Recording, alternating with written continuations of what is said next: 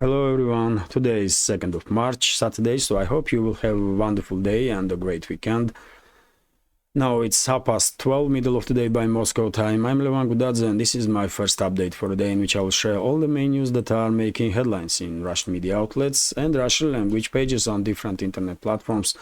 And because there is no crucial changes on the line of contact in the zone of special military operation, I will start with the media reporting straight away.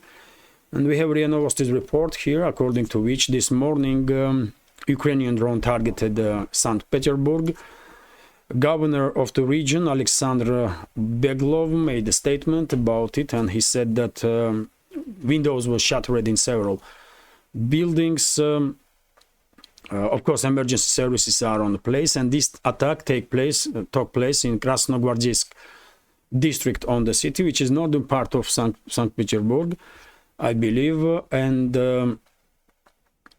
latest report is that six civilians asked for medical assistance. No one was killed, which is a miracle, undoubtedly.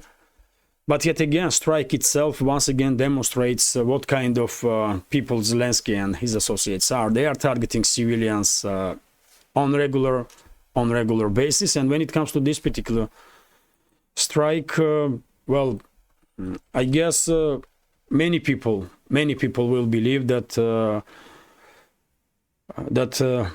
most likely this drone was launched not from Kiev-controlled territory of Ukraine, but maybe from Estonia or Latvia, or perhaps governments, extremely Russophobe governments of Estonia and Latvia, are providing safe haven for Ukrainian terrorists and allowing them to have some bases in these countries, then cross border with Russia, launch drones and go back to their bases.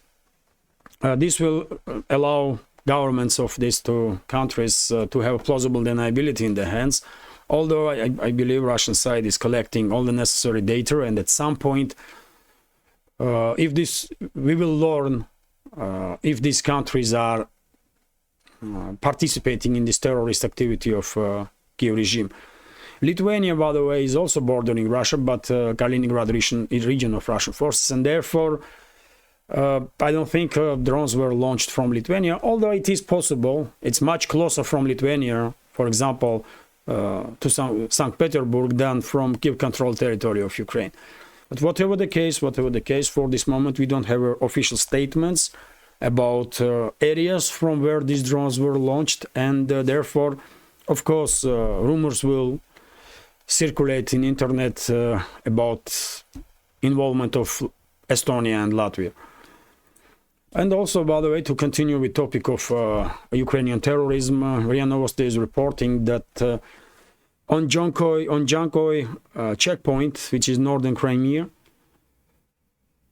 a car was stopped with explosive in it, and of course Russian sappers neutralized this explosive. But yet again, by the way, Kiev regime is acting as everyone expects at this point, as a terrorists, and now they are using car bombs. By the way. What a surprise. I wonder how long it will take before Moscow will designate Ukraine's armed forces, Ukraine's so-called secret services, and the leadership of this quasi-state as a terrorist organizations and the terrorists, because that's what they are. And that's how they are acting. And there is overwhelming evidence to support this claim. So they really are terrorists and should be designated as such, in my personal opinion. Let's see if Moscow will make such a step in foreseeable future. But anyway, let's continue. RT is reporting that, German army is discussing strikes on Crimean bridge. Leaked audio. According to leaked audio material, yesterday, editor-in-chief of RT, Margarita Simonyan, published audio of conversation of high-ranking German military personnel, and also script of their conversation. And unsurprisingly, German high-ranking officers were talking about deliveries of long-range weapon systems to Kiev regime, Taurus missiles to be more precise, and they discussed many other topics, but among those topics were also how they're gonna conduct attack on Crimean bridge, how many missiles it will take to destroy this bridge, 10, 20 more. Well, they were also discussing plausible deniability, how to conduct this operation so that they will have a plausible deniability in their hands. And during this conversation, they also mentioned that British military personnel is operating with Storm Shadow missiles that are delivered to Kiev regime, and French military personnel is operating with the French Scalp long-range cruise missiles that are delivered to Kiev regime and quite often launched against Russia. Relationships between Berlin and Paris and London were already tense, and after these revelations, and no one is doubting, by the way, authenticity of this video. After these revelations, of course, relationships between Scholz, his government, Macron and his government, and Sunak and the British elites, gonna get even more difficult. Although, well, I don't think German government is in position to act tough. They are representing occupying force. They are puppets of Washington, and therefore they will do whatever they are told to do by Washington and London also. But this information is quite important because, first of all, no one is doubting that audio is authentic. And Bundeswehr even started investigation how Russian side managed to have this hack, basically, this phone or whatever they were using for a talk, these German officers. And well, I wonder what other information Russian side received from communication of these German officers. That's one point. But in other hand, well, this conversation definitely highlights how untrustworthy German leadership is, because Scholz was time after time stating that he's against deploying German troops into Ukraine, while high-ranking German officers were not openly, between each other, were basically discussing deployment of German forces into Ukraine, and not just that, but also terrorist operations that they're gonna conduct against Russia. Well, at this point, by the way, I don't even know how to comment on this, because these degenerates in elites of the Western ruling class, they are pushing world towards nuclear war, and I don't even know if there is any force on this planet to somehow influence them and stop them. Theoretically, public in the West has such opportunity to have some influence, but unfortunately, majority of public is quite passive, and even if they don't like what is happening, they are still passive and are not really putting pressure on their leadership to act differently, to de-escalate. It is what it is, man. And of course, once Taurus missiles will be delivered to Kiev regime, and they will, unfortunately, I guess, it will be obvious that German military personnel is also deployed and are operating in Ukraine against Russia. RTs report that France considering placing special forces in Ukraine, according to Le Monde. So the French government is considering sending a small military force directly into Ukraine to serve as instructors for Kiev armed forces and as a deterrent to Moscow. Newspaper Le Monde reported on Friday how French troops gonna deter Moscow. How? Russian side already knows that there are French militaries in Ukraine, and just about months ago, some 70 French militaries was neutralized, and some 30 were wounded during one of the strikes of Russian armed forces on a point of concentration of French troops. And knowing that its French troops did not stop Russia to take action before, why would the Russian forces change their behavior now? It's France that putting those militaries in harm's way, isn't it? So all responsibility will lay on the French government, undoubtedly.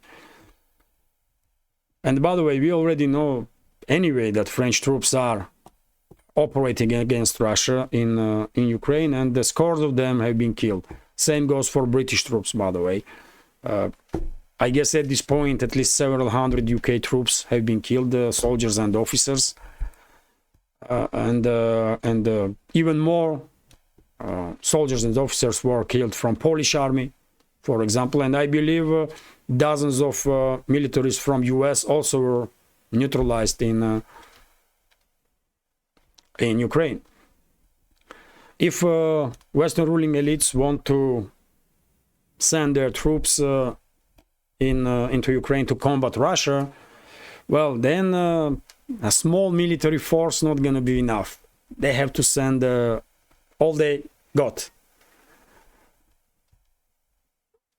And let's see what will happen after that. I'm not going to speculate, but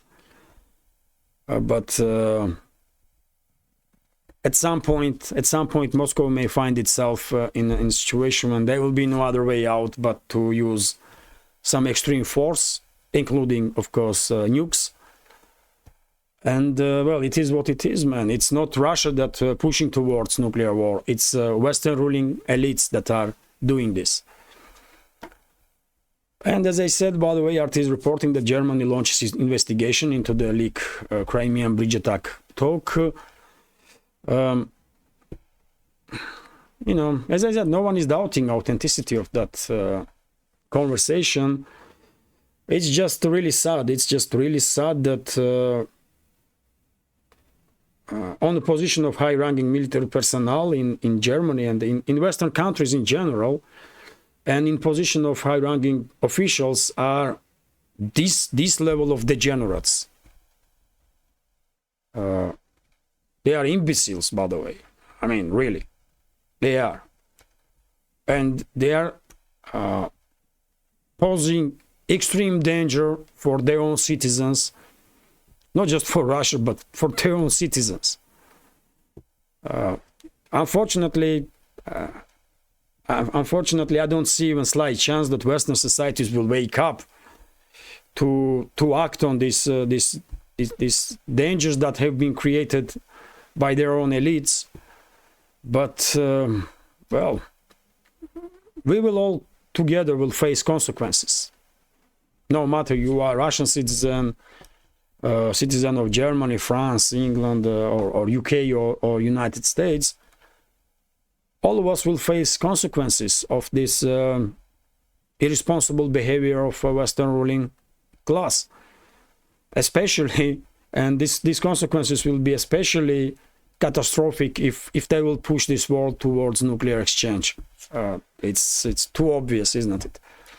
Anyway, let's continue. TASS news agency is reporting that according to Bloomberg's media outlet sources, United Kingdom is pressing Germany, German government to send Taurus missiles into Ukraine, to Kiev regime, and well, they will.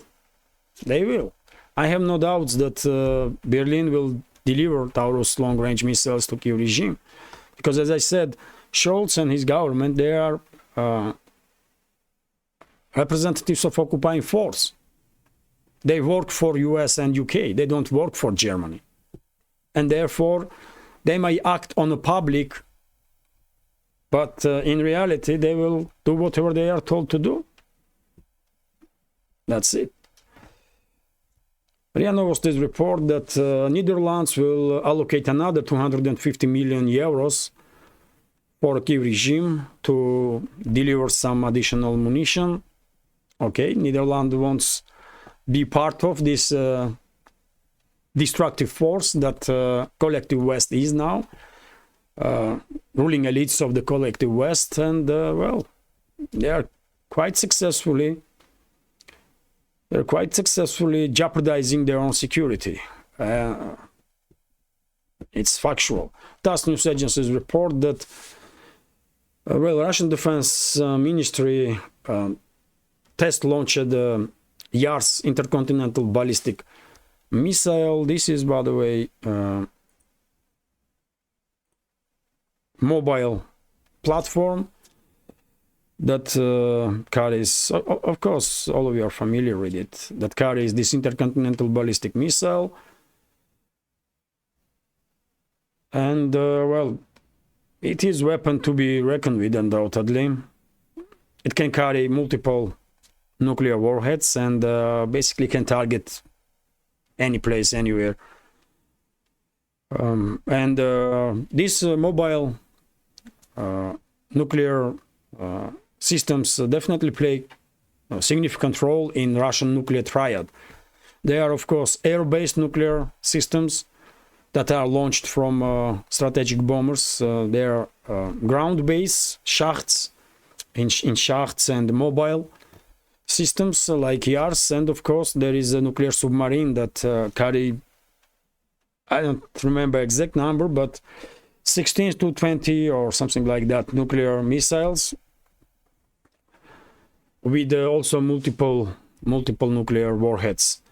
Each of those missiles, by the way, if they will launch all their salvo, they can obliterate not just any country, but most likely entire continents. And this is a warning, I guess this is kind of warning from Moscow once again towards Western ruling elites to stop escalating, stop behave this irresponsibly, because they may push this war towards nuclear Armageddon. But unfortunately, I really don't think that these warnings from Moscow are heard by Western ruling class. They just don't care. It seems like they truly don't care. I don't know. Maybe they don't believe that Russia will use its nuclear force if attacked by NATO. Why should they think this way? But they are stupid. These Western so-called elites, they are stupid, by the way. They may think that Russia will not use its nukes if attacked by NATO. And maybe that's why they are escalating constantly with Moscow. But, well, of course Russia will use whatever means necessary to defend itself and to take down as many enemy forces as possible. And, well, when it comes to messaging,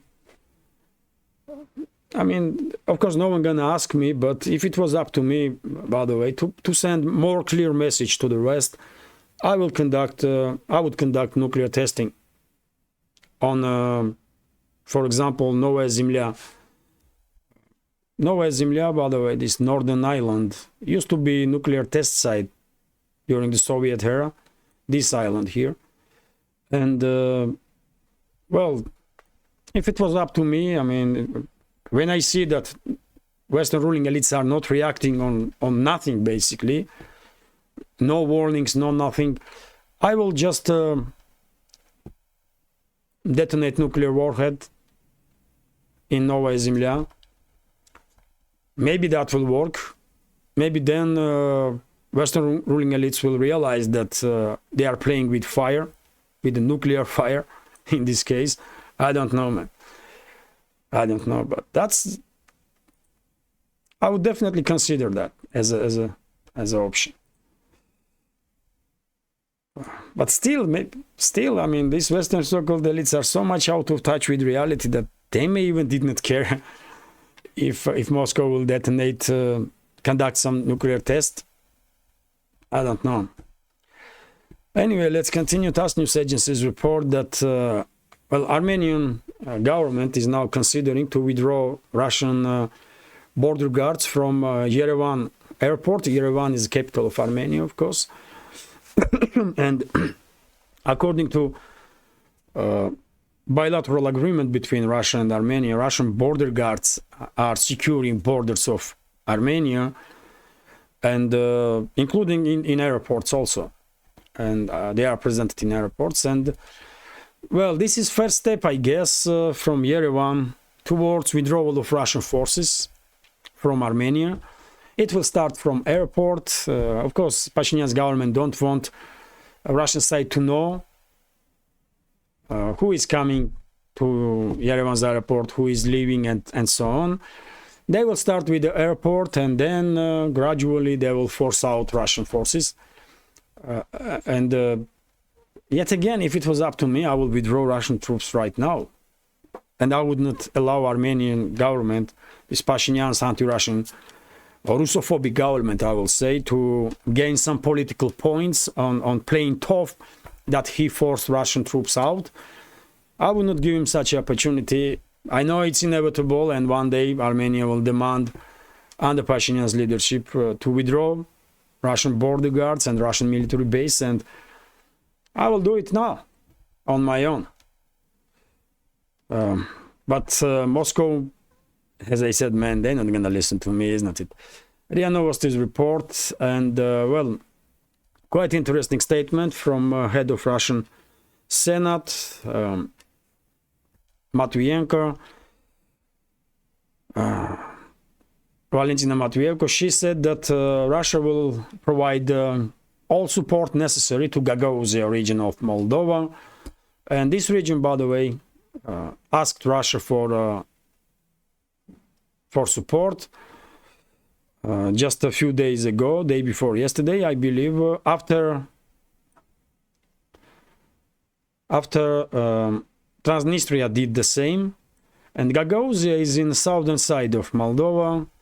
It's autonomy inside Moldova for now, but Chisinau, current leadership of Moldova, is suppressing this autonomy, local politicians, and people there are very much not happy with what's happening. And now we have official address towards Russia when Gagauzian government is asking for help. I believe a leader of Gagauzia, delegation from Gagauzia, were in Moscow a couple of days ago, and well, if current government of Moldova, anti-Russian and Russophobic, basically, government of Moldova will continue its policies, I believe they will lose Gagauzia also. They lost Transnistria, and they will lose Gagauzia region also. It's just a matter of time.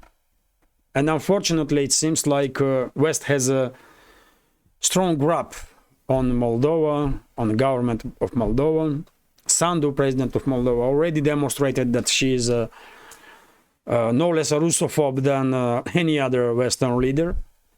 And therefore, I guess fate of Moldova is sealed now. I guess give it 10, 15, 20 years and Moldova as a state would not exist. Vast majority of this territory will end up being part of Romania, most likely, and Gagauzia and Transnistria, maybe with some other regions also, will eventually end up being first independent, and then, who knows, maybe they will join Russia.